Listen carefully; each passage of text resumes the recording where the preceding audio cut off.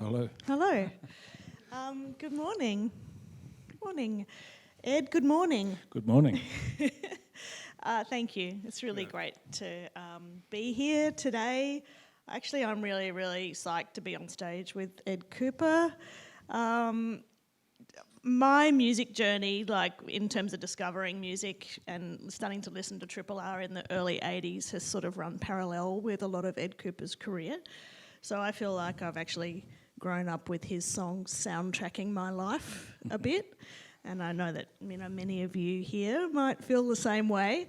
Ed has been, I feel like the word legend is thrown around a lot in music, but Ed Kuepper is the epitome of legend in Australia. He's an absolute icon. His name, with the Saints, is synonymous with the birth of punk rock in Australia and overseas. But not only that, over 5 decades, I find it extraordinary that Ed has continued to evolve and experiment as an artist, not only with the Laughing Clowns and the Aints, but over numerous solo albums throughout his career. And I think, you'll have to correct me, Ed, but has there been about 50 albums? Yeah, it depends how you count them.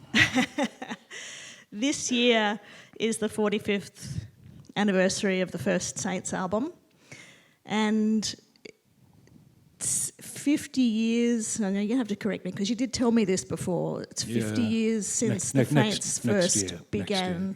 Next year. Yeah, 1973. So, yeah.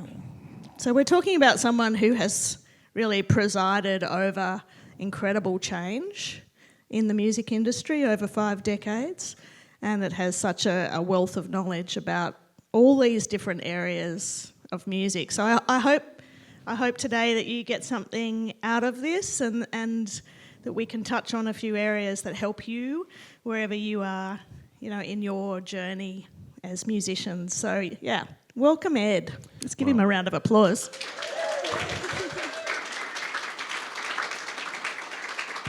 Thank you.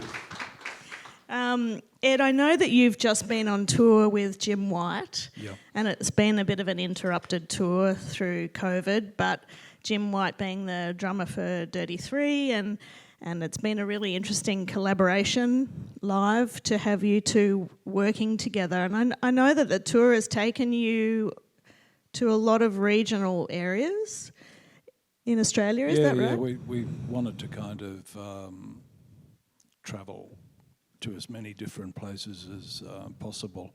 It's something that I always try to do. It's not always possible, but even like going back to the Saints didn't play in Australia very much. We played in Brisbane where we've started, did a little bit of stuff in Sydney and Melbourne, and that was it. With my next group, Laughing Clowns, one of the, it was in some ways sort of, perceived as being the archetypal sort of inner city underground kind of band, and one of the things that I always pushed with my agent was to put us into the suburbs, because where I grew up was not sort of, a stereotypical inner city environment. In fact, it was like a relatively backward country town, and I just think that there's people out there, and that with the Jim tour, he was fully on board with that. I just think you can present anything to people, and they can make up their own minds. It's not sort of a geographic thing for the most part. Not always financially viable, I have to say, though.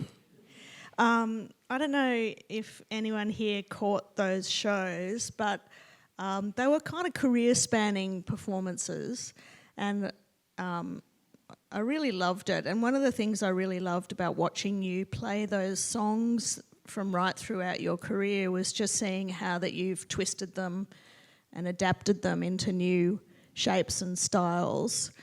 What does that say, do you think, about your approach to songwriting over the years? You don't have to write as many new songs if you change the old ones all the time. Okay. That's a key takeaway. Yeah. Improvise. Yeah. With respect to the regional shows that you were doing, I was thinking a bit about that in this kind of era where music is so globally accessible. Put something up, it's online, it's around the world. It's trending on TikTok within a couple of minutes. Like, how important do you still think it is to have those regional connections and that connection to community as an artist starting out these days, when potentially the songs you're writing can be globally accessible? One of the things that I really like about the old days of music, and I don't take that the wrong way, but I used to really like the difference in sort of regional music.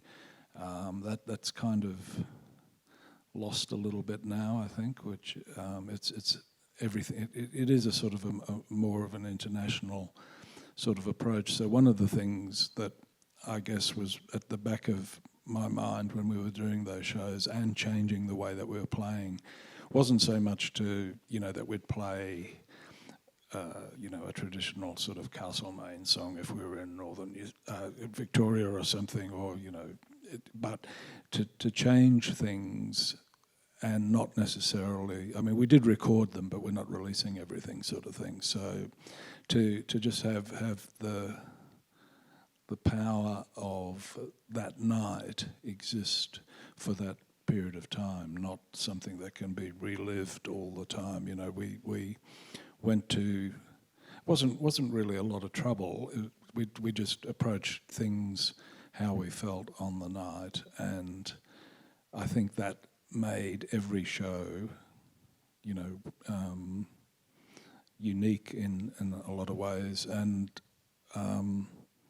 people that went to, a Macedon show would have got a different one to ones that went to Minian or whatever. Is that the name? Minian. Minian, yeah, okay, Minian.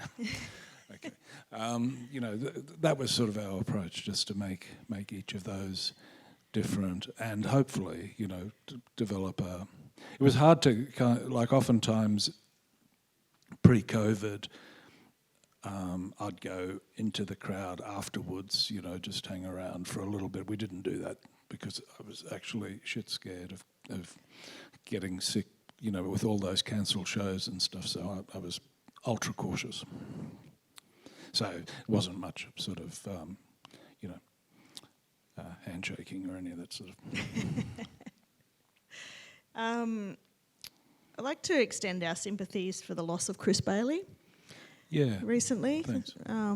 Very sad, and really sad that he hasn't. He's not going to be here for these, milestones for the Saints. Yeah. We were, I don't know if anyone sort of is aware of our history. Chris and I were sort of extremely close friends when we started off. We had a number of fallings out over the decades since. Things were just starting to kind of resolve, and we were seriously talking about. We have played together once or twice, but I say that we're always fraught with a lot of issues, which it was starting to look like we might overcome. And then, of course, he died. So, as you say, you were friends with Chris from an early age, and you formed the Saints with Chris. Tell us a bit about your songwriting relationship with him, and then how you sort of navigated it creatively as more differences appeared in the way you wanted the Saints to sound.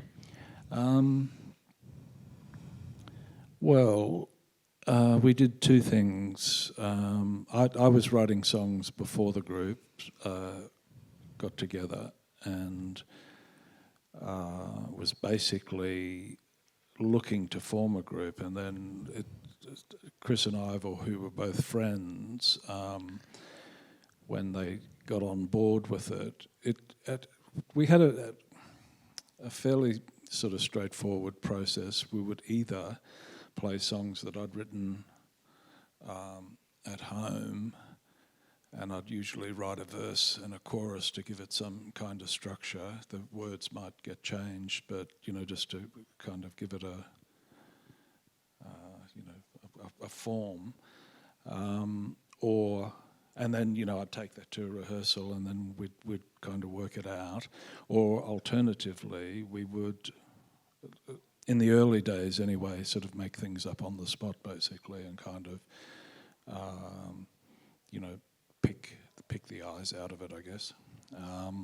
As time went on, we would write quite separately. I'd do a tape of music and maybe have some lyrics on it, and then give that to Chris, and then he would either sort of extrapolate on those lyrics or change them or leave them and just add some extra verses, that kind of thing. But there were no, not that I can remember, we didn't sit around a piano the way Rodgers and Hart, or like the 1930s kind of, you see guys in their tuxedos and smoking jackets or something coming together with "I've Got You Under My Skin" or something. We never did that. That was the image we all had of you. I'm sorry to dispel it. How long was it when you started writing songs like Pre-Saints? Tell us a bit about that. Like, how were you copying or emulating your heroes, and how long did it take for you to feel like you'd arrived at a style of your own? I think when I started,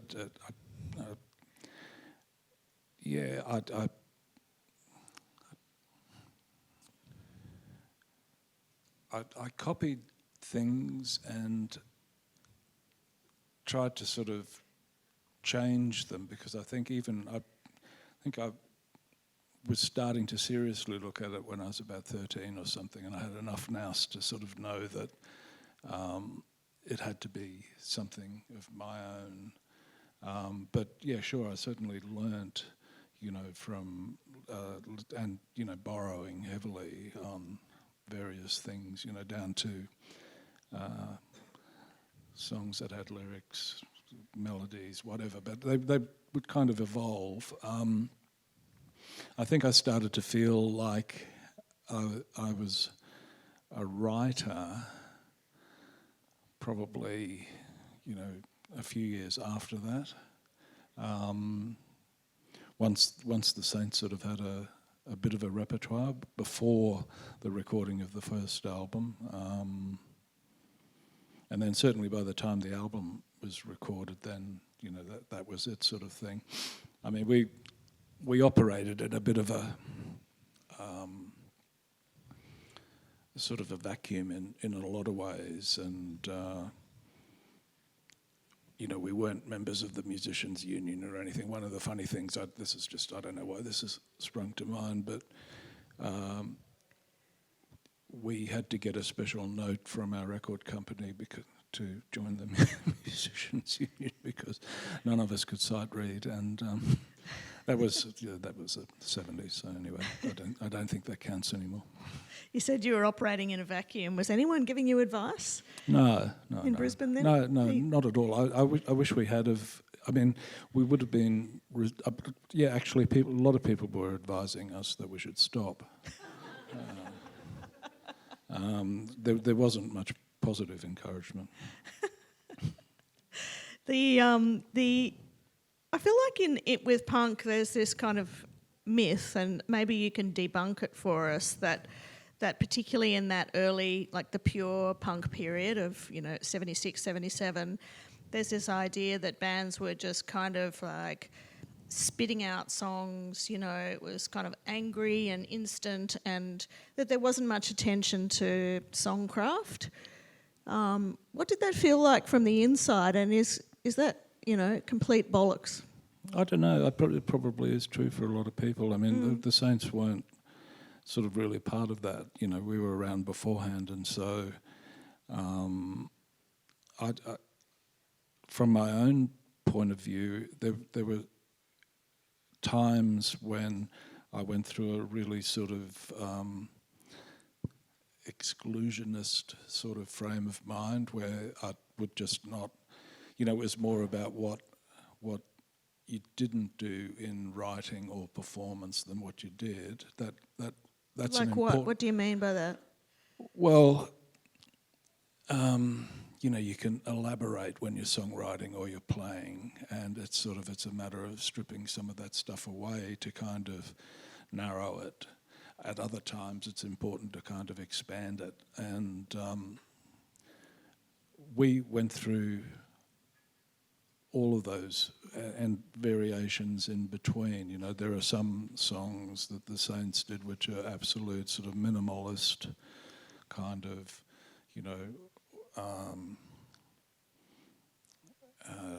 difficult to kind of discern a sort of a melody. I suppose the structure is sort of more harmonic, more determined by the sound of the instruments in some ways. Other things are actually very composed and arranged. So we did all of that, and really, had no. I mean, I liked some of the punk stuff, but I never really felt that we were part of it. We were just around years before it, sort of thing. 3 years when you're 15 or something is a massive period of time, sort of thing. These days it means nothing. I wait 3 years to get my baggage back from Qantas.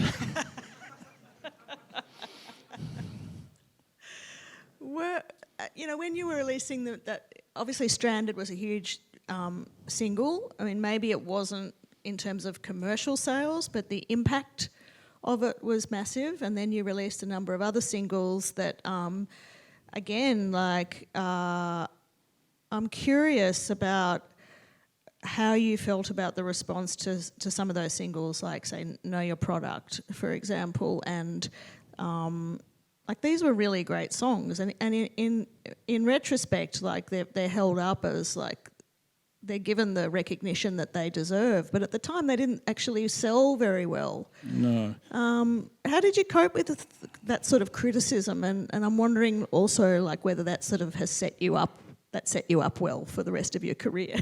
Well, it didn't financially because we did a lot of really bad deals. Eventually recordings like Stranded, Know Your Product, did do reasonably well, but the contracts that we signed, the band saw very little of that. Stranded, when it first came out, we released it ourselves and we did 500 copies, and about 50 of those were sent, maybe 100, I sent them, but I can't remember. Just to whatever sort of magazines around the world I could think of. And we got a couple of really, really strong reviews out of the UK and France. Then a little bit later in the US, the initial Australian reviews were actually really bad, and we'll have copies of all these telegrams and reviews in this massive 50th anniversary thing that hopefully will come out on time. Telegrams. Yeah, no, there's a book of telegrams. It's I don't know if anyone remembers those. They were great. But yeah, Stranded set everything in motion. Our next new single, not something that the record company released off the album, was a song called This Perfect Day, which charted in a modest way, got into the top 40 anyway in the UK, and we played on Top of the Pops. That was all fun and exciting. Then we did Know Your Product, which I was incredibly pleased with. It was sort of like the horn arrangement. The horn line was sort of like this thing I was really proud of. The band played it fantastically, and it got slagged, and it really did nothing at the time. And how did that really kind of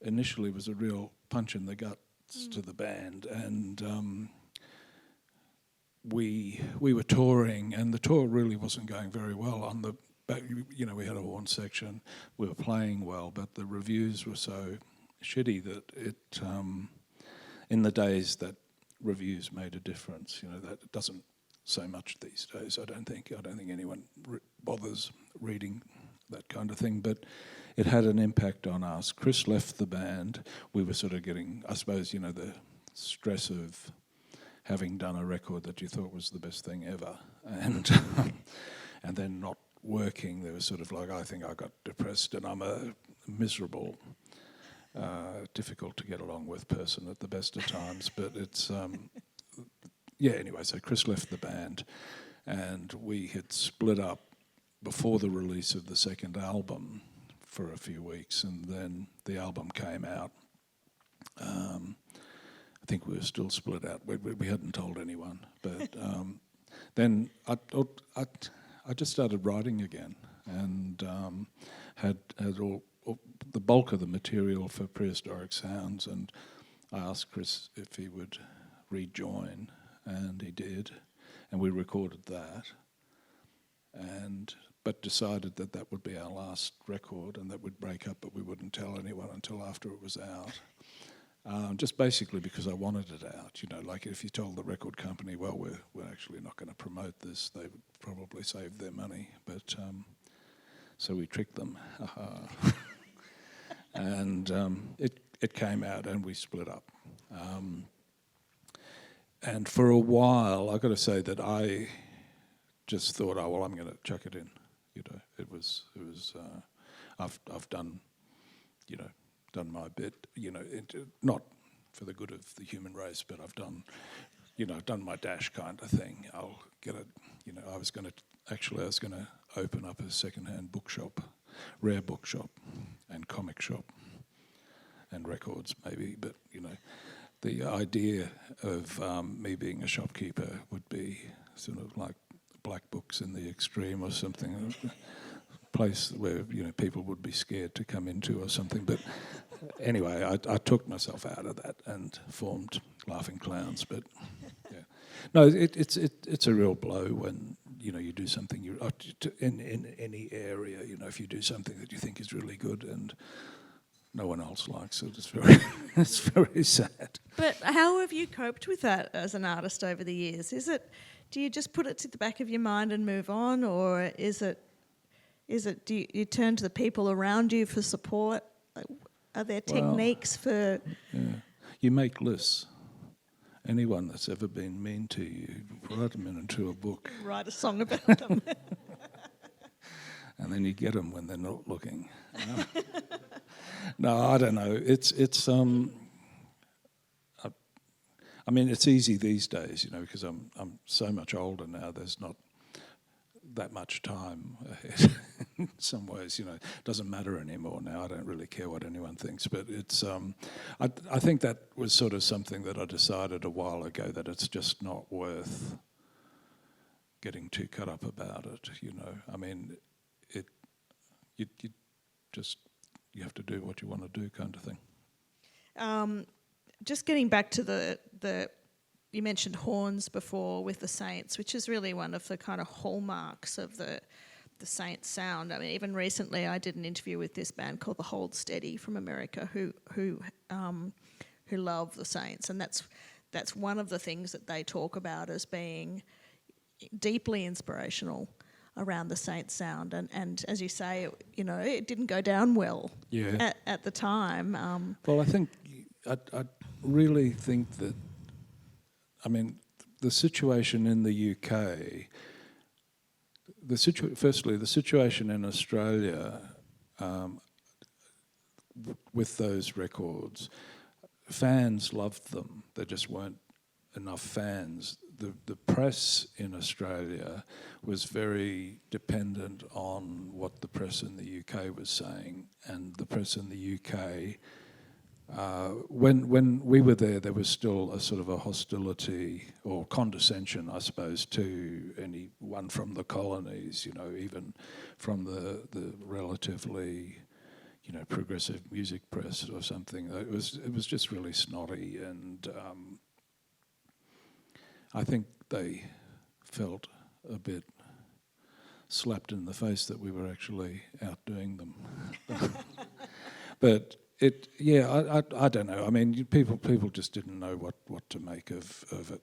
I mean, there was even a reviewer in New York Times, or Robert Christgau or something, who said that he hoped the horns on Know Your Product weren't a joke.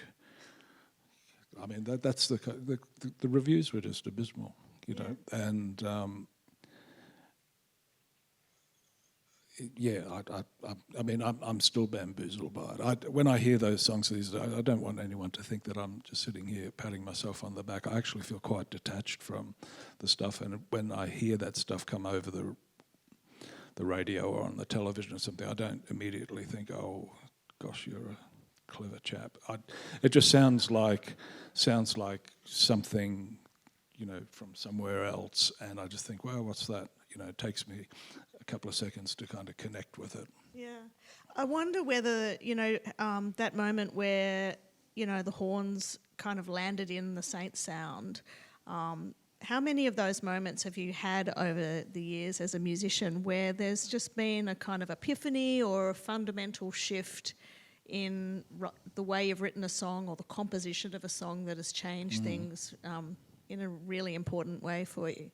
Well, the horn things for Know Your Product, I mean, that was basically, I've actually never, as a kid, liking pop music and stuff, was never really a fan of horns or brass or any of that kind of thing, except for Hold On, I'm Coming by Sam and Dave, which is sort of like, I just thought that was the best thing ever.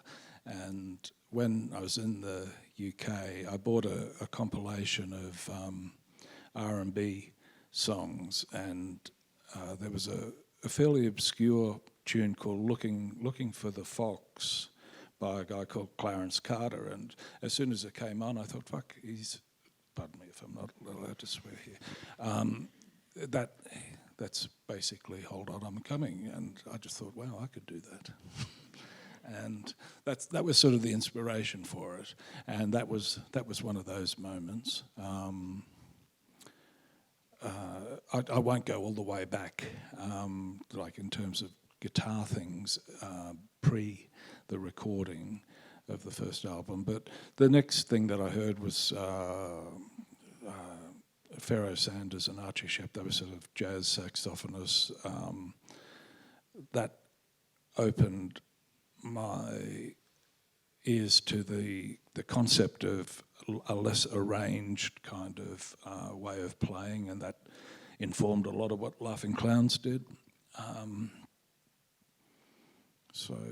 You've also experimented with more electronic music over the years. Yeah, well, that sort of as time goes on, I mean, there's elements of that on the Last Saints album. The Prisoner, for instance, is kind of, even though we didn't use electronics, it was inspired by a drum machine bass sequence kind of thing, except we just played it because we couldn't afford those very expensive things in those days. I guess, when you've had a career that's lasted this long and you're constantly writing songs or looking for the next inspiration, are these ways of shortcutting creativity, if you like providing fundamental shifts in style or the things that you listen to in order to spark new ideas? I actually listen to very little these days because I find that if I'm listening, I'm not working. I think I used to do that a lot more when I was younger and sort of, in a way, needed that reassurance.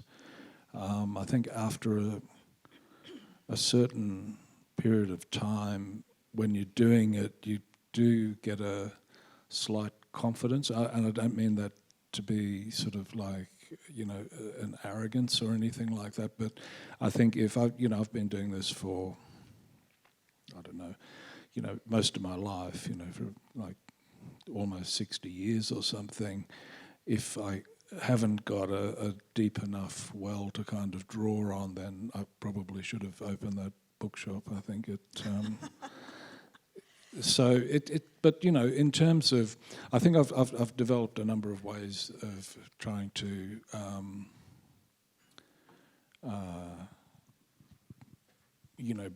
break those dry periods that everyone has, and sometimes it just helps to listen to other things, but I don't do it that much. COVID gave me the lockdown. I really enjoyed the first 6 months of that in a way because it was quiet and I just dug out a whole lot of records that I hadn't listened to for about 40 years or something, and I really enjoyed that process, just sort of taking it back to things that kind of inspired me when I was a child, and hearing that and remembering those songs so well, not, and just hearing those little triggers, those, sometimes it's a melody or sometimes it's just a sound on the record or something that made me want to make music myself, sort of thing. How have you kept track of ideas over the years of motifs or little doodles, lyrics? Yeah, one of the things that I'm actually I'm finding these days is that just the ease with which you can kind of record things, like every phone is a little recorder that, I think I have about 1,500 ideas on that phone, and, they've gone nowhere. It used to be easier before you could record everything, like where you actually had to sit down at the kitchen table with a cassette player or something like that. Doing less sort of actually ended up with more things completed in a way, because I can't ever be bothered going through those 1,500 ideas. It's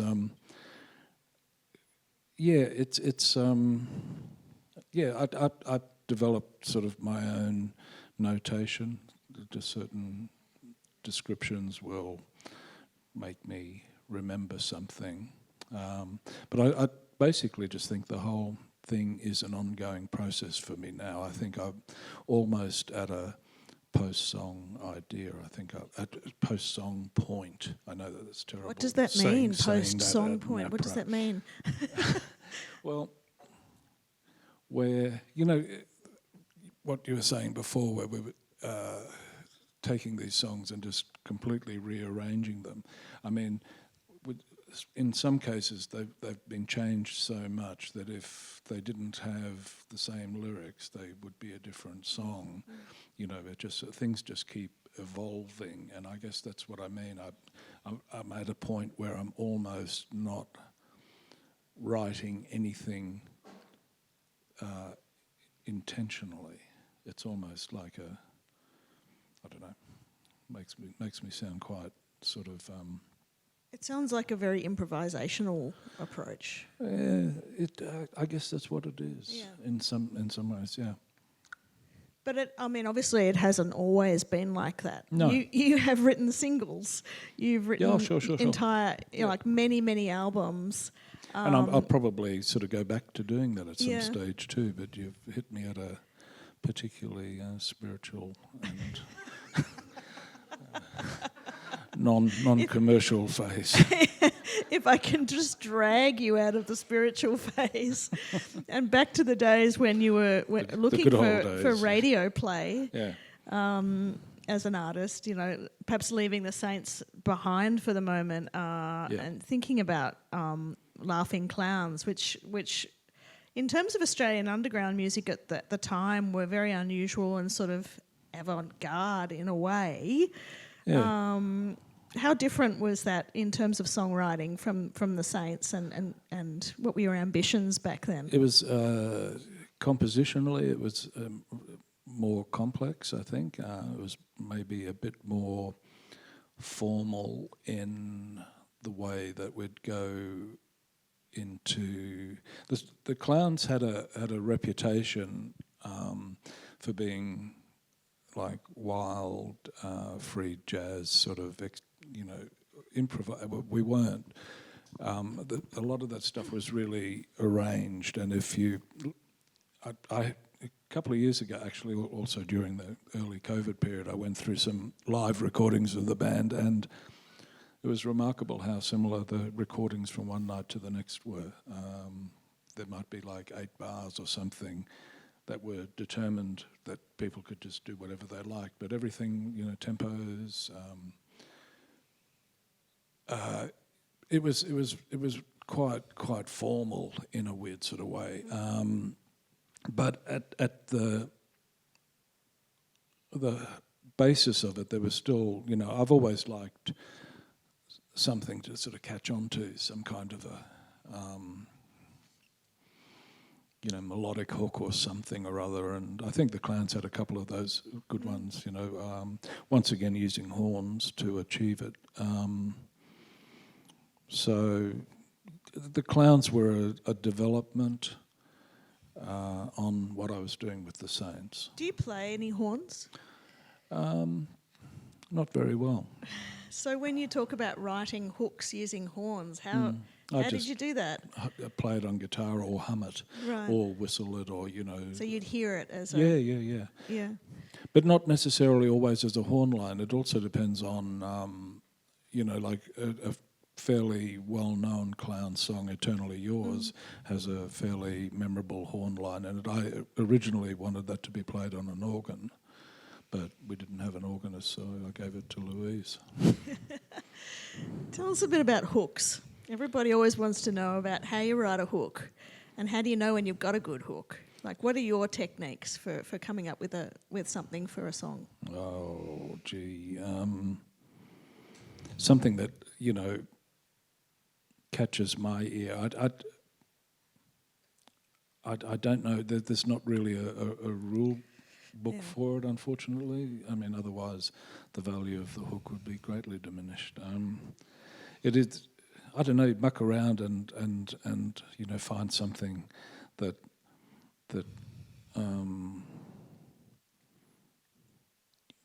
you remember, I guess. I mean, that's part of it. It has to sort of have has to be a bit memorable, and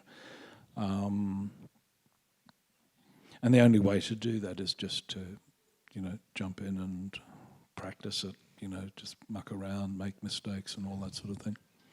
Can you tell us, I guess on a more detailed level, how often have you changed up your songwriting approach over the years, or have you settled into a way that you come back to time and time again? Like, what is that?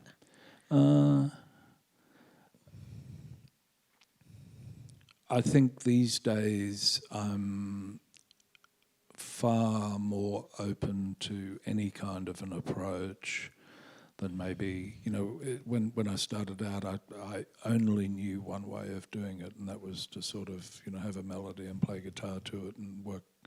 These days there are different ways of writing, but it still basically comes down to, if you want something that has words, you have to write the lyrics. If you want something that has a melody, you have to have that melody kind of thing. How you achieve that is just trial and error until you sort of get something. But sound, industrial sound, anything like standing next to air conditioners, there's harmonies, there's all sorts of things flying around. Hear it go to the park, you hear it with, birds or the grass crackling or whatever, I mean, there's melody and sound, they add some words and you've got a song. Yeah. Have you got songwriting rules? Do you like to set boundaries? No, the only thing that I think is really important is if you have to set time aside, Don't wait to be inspired. When I'm talking about sitting in the park and listening to the birds and stuff, that is only a part of it. I think try and set, whatever instrument you play, or if you don't play an instrument, set some time aside every day if you can. And then just do something. If you play an instrument, start playing the instrument and see where it goes. Just do that. It's easy to record anything these days. revise. Don't be too critical of yourself. Just, be prepared to do something that's really crappy. I've done that, and I still do it. And it is what it is. It doesn't matter. You, Ed, you worked with Saints and Laughing Clowns as distinct bands, but then you kind of shifted fairly fundamentally into being a sort of solo artist, but working with so many different bands over your solo career. What have been the advantages and disadvantages creatively of that for you? I think you just get to a point where, I did, where I felt that I was too old to have a band, but having a band was a bit like a high school gang or something, and I guess I just sort of felt like, I'll leave them behind at the milk bar kind of thing. Too hard? Not too hard, it's just...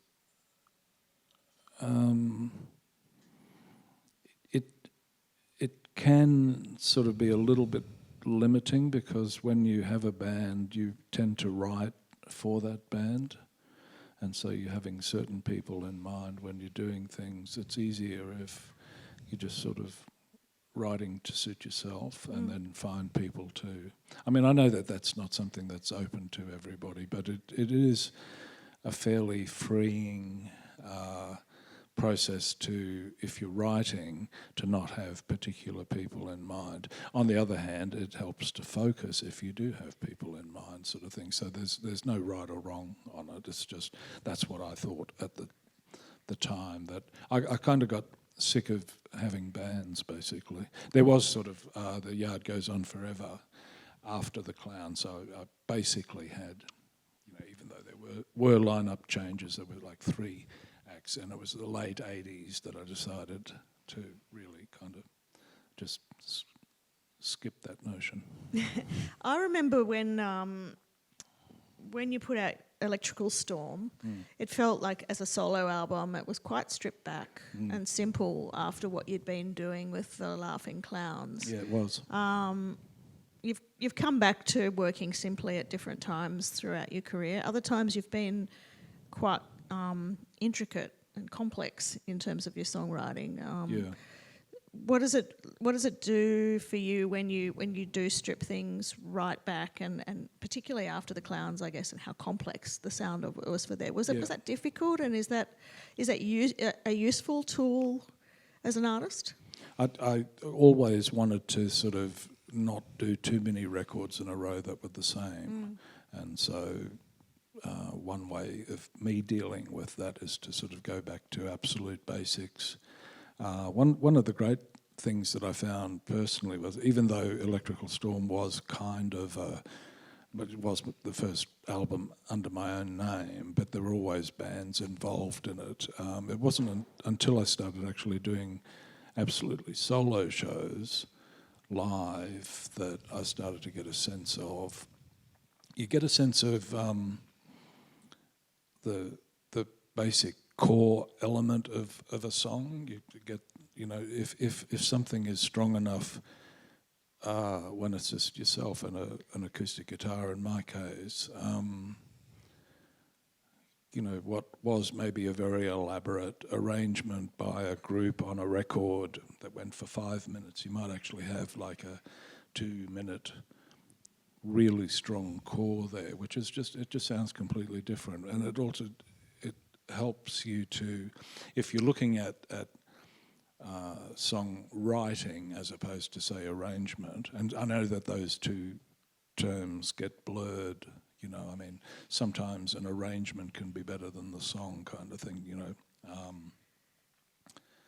but in my case, where largely the arrangements were done by me, it's sort of, and the band, it was just sort of kind of empowering to sort of just go back to the actual basics and make yourself think, oh yes, there is actually a song there. It's not just all flashing lights and glitter pants. I wish you'd worn your glitter pants today, Ed. Well, I had it on the rider, but they still haven't turned up.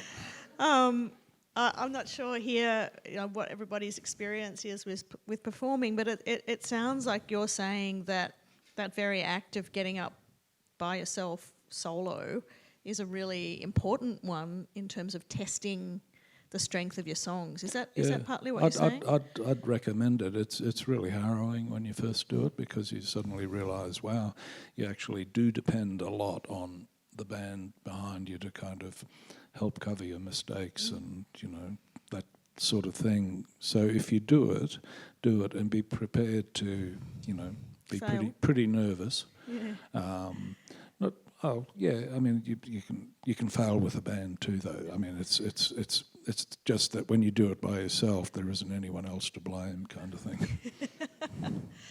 When you think back over 50 years or so, like, are there any moments that you would choose to redo fundamentally, or that you feel like were mistakes that we can kind of learn from right now? Yeah, I'd say the biggest thing that I regret is not getting really good legal advice, signing publishing and recording deals. Do that. I don't think that there are probably still a lot of crooks out there and people who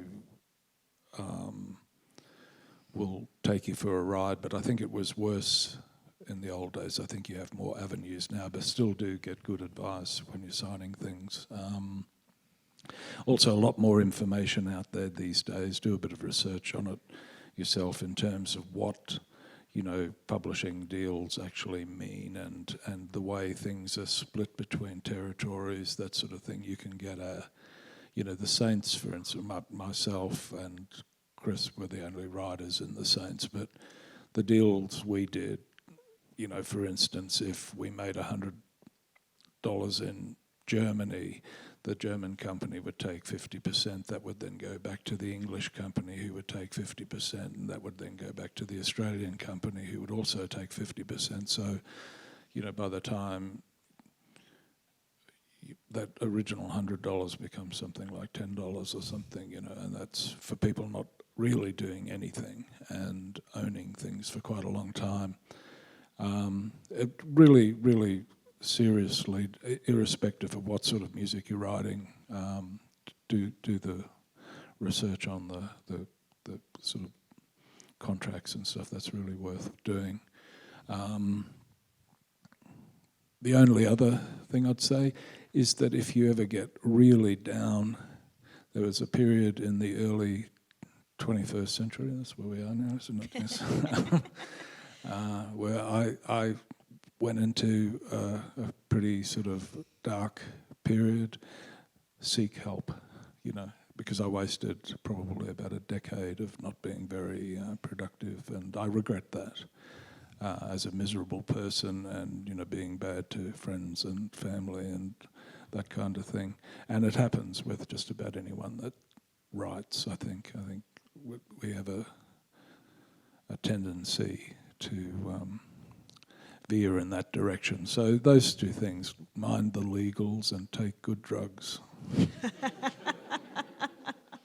But you're working in a business where work-life split is very, very hard to achieve, because your work is your life. Yeah, exactly. Isn't it? So how do you navigate that? Like, is that good for your mental health generally?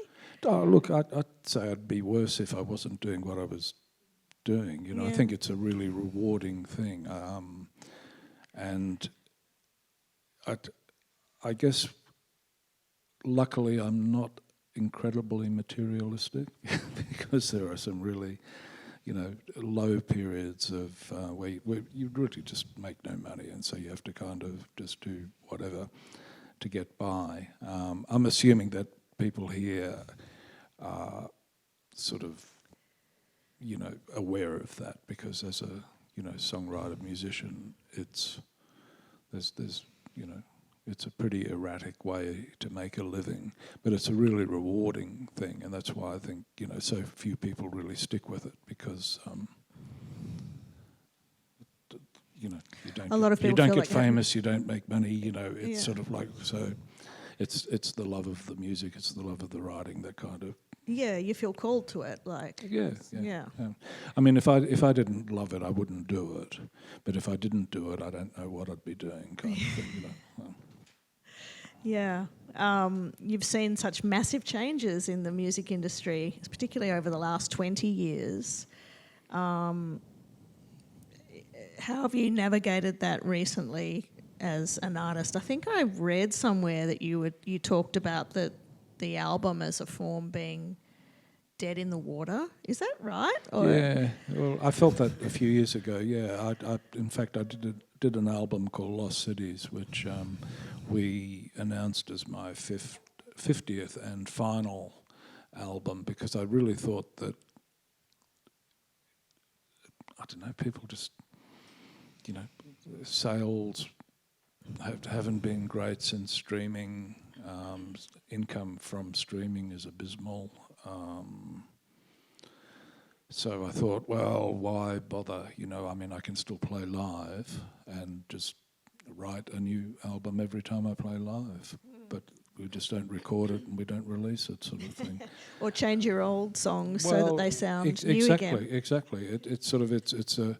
I mean that's kind of, you hit it there, because what is really important for me is personally is to make whatever I'm playing sound new. I'm not really. I'm a real stickler for sort of authenticity of old recordings, and I hate it when old recordings get reissued and they're sort of modernised in some way and through the mastering or something. But in terms of live performing of a sort of a living act, and I think a record is different to that. To me, it's really important that I'm doing it the way that I do it now. You know, I'm not interested necessarily in recreating something that I did 40 years ago, even though it's interesting to see whether you can. You know, and I have done that, and I can. I was pleased to find out.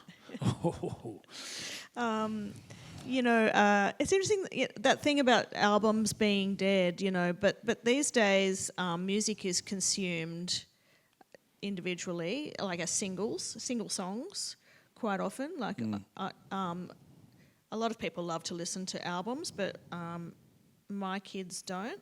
A lot of younger people don't. They listen for single songs on Spotify or streaming services. Doesn't that make it really important, like that idea of creating a single with hooks and things that are that grab you immediately? Doesn't that make that as important as it always was? Depends why you're writing, you know. Like if you're wanting to get lots of streams, yeah. But the streaming game is rigged a little bit too, because you know there is you have to get on the playlists. You have to sort of it's not just a spontaneous thing that happens. Songs that get millions and millions of streams will have a publicist working on it. There are ways that, you know, and I don't know how to do this, but I have read about it, and so it's kind of, I don't know. I don't really feel that sort of knowledgeable about that whole area, but if you are after sort of a commercial success with your writing, then you have to take into consideration a whole range of things that I don't anymore. I'm above that. Well, there's so much competition, Ed, for people's listening now. Say that again. There's so much competition. That's right. Too much competition. Well, yeah, and to cut through the noise as an artist is very, very hard. Impossible. I mean, one of the great ironies these days, it's so easy to record, relatively cheap compared to when I started out. I mean, quite cheap compared to when I started out, you know. But the income is really low. The amount of stuff that's out there is impossible to wade through. I think you just have to, you know, feel quite focused on what it is that you yourself. This is what I was sort of meaning by that flippant, egotistical statement of, you know, I'm above that. What I do is I write for myself. I don't actually try to write for an audience anymore. You know, I'm not sure if I ever did.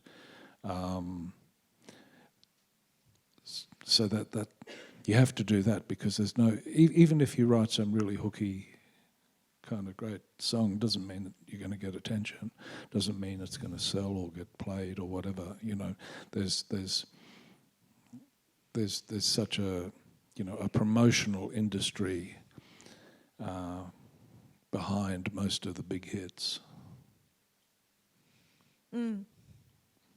which I don't have. I doubt if anyone here. I think what you're sort of talking about is the importance of authenticity, I guess, in your writing. You have to be sort of true to, it sounds really corny, but you have to be sort of true to yourself, or otherwise, study jingle writing or something. And I don't mean that in a derogatory way, because I love a lot of jingles, and maybe if you study jingle writing anyway, it's probably is a really good thing. Cartoons, old cartoons and TV shows. Well, they'll teach from you the about 19s. hooks, won't they? Well, look at if any of you know TV shows from the 1960s. I mean, those things are just phenomenal. Anyone that lived through that era can probably still sing word for word, and they never came out as records. They were just things that were sort of played, and there's unbelievable hooks and clever lyric writing. Yeah. Petticoat Junction, Green Acres. Have you ever done any jingle writing? I know you've done some film soundtrack. I've done jingle. I have. I've done it, but they've never been recorded or released. But I do them at home just for fun. My wife sometimes has these ideas of starting off businesses, and I write jingles for them.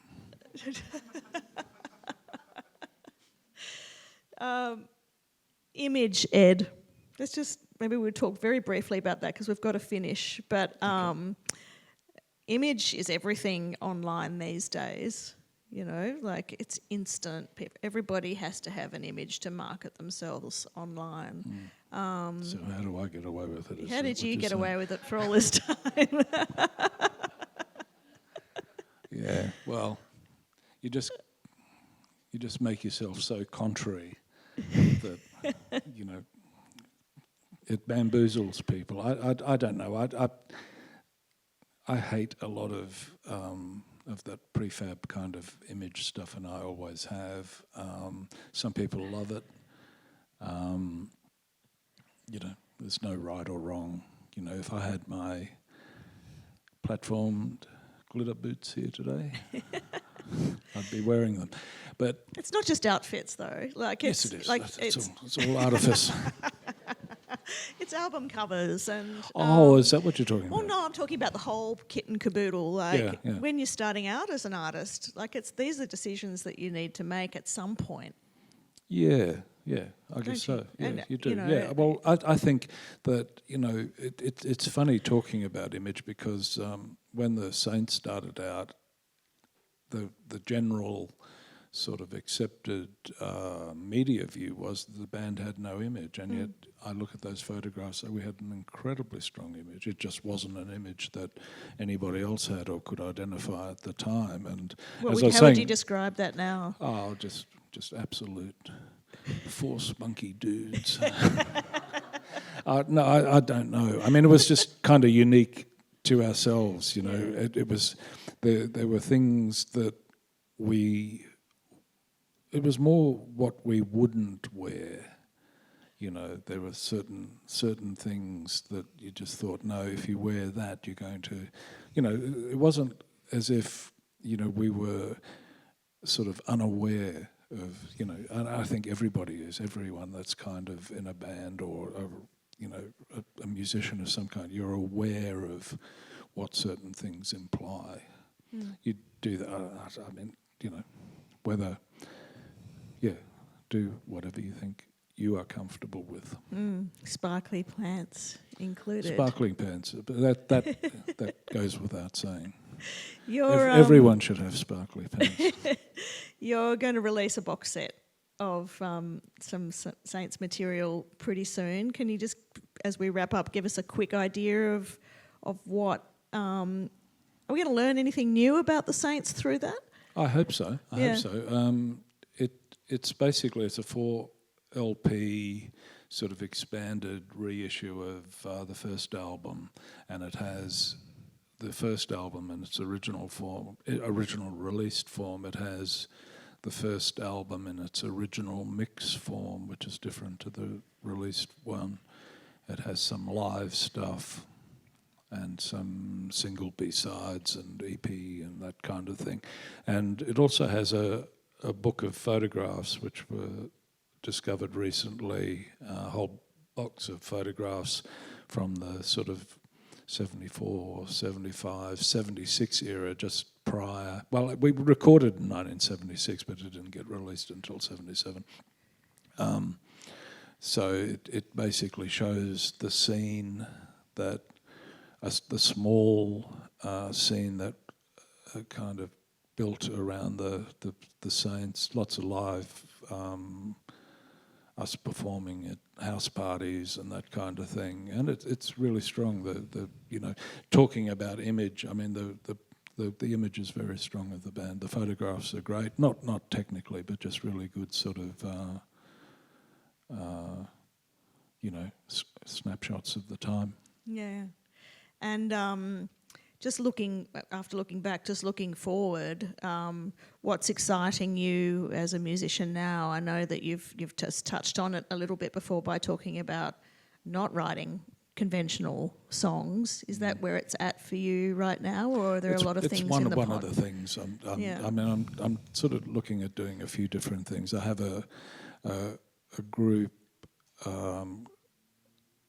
called Asteroid Ecosystem with Alistair Spence, Lloyd Swanton and Toby Hall. I don't know if you know any of those people, but they're sort of, fairly well-known contemporary musicians, or in Lloyd's case, he plays bass with the Necks, and Toby is just a drummer that's been on tons of sort of fairly avant-garde kind of things, but that's an instrumental band. We take a fairly open approach to composition and to recording. It's largely improvised, but it's not free-form, so it kind of revolves around somebody starting something that is a sort of a melodic kind of thing, or a sound that the others then kind of join in on. That's been absolutely fantastic. It's been such a blast. We're going to do it again, and but I also am looking at continuing some work with Jim White, that we're looking at recording and touring, and then on top of that, sort of, I guess, more not spontaneous, more sort of traditional songwriting, which I'm going to be working on in doing a little residency in Brisbane over a month, and just do play some new songs and ask people if they like it, and if they do, see what comes out of it. Well, I just get them. They can buy me a drink if they like it. They can buy me a drink if they don't like it. How fantastic is it to have Ed Kuepper with us? Thank you. Thank you. Thank you so much, Ed, for your time today. All the best. A real pleasure. Thanks for having me.